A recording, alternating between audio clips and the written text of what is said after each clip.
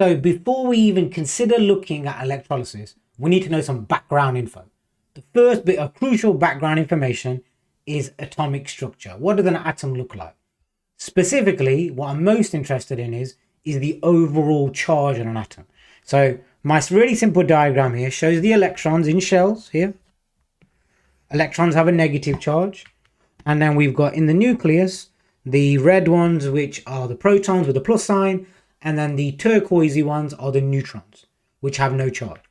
Now, as I said, I'm interested in the overall charge. To help explain this, I'm going to draw a really bad diagram of a seesaw. Okay, now on my seesaw, I'm going to add in the protons and electrons of this atom.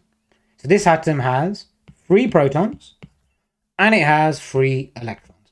And this is what atoms usually are like. If you look on the periodic table, they have the same number of protons as they do electrons. Protons have a positive charge, electrons have a negative charge. So what's the overall charge? It's neutral. So atoms usually do not have an overall charge. It's neutral because they have the same amount of protons as they do electrons. The neutrons don't have a charge, so they don't affect it. Okay, now is this always the case? Well, no. Atoms can gain or lose electrons. Only electrons. They don't gain or lose protons. And when they do that, they become what we call an ion. Don't worry for now why they gain or lose electrons. We're going to look at that in the next lesson. But let's focus on simply the idea that they can gain electrons and they can lose electrons. Now, this affects the charge. So let's say for this atom here, and we'll add it in, it suddenly gains an electron. If this atom was to gain an electron, so I add it to the seesaw, is it now still neutral? Well, no. It becomes more negative.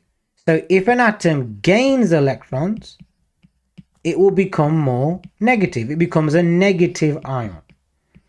Now there's a name for a negative ion. We call that an anion.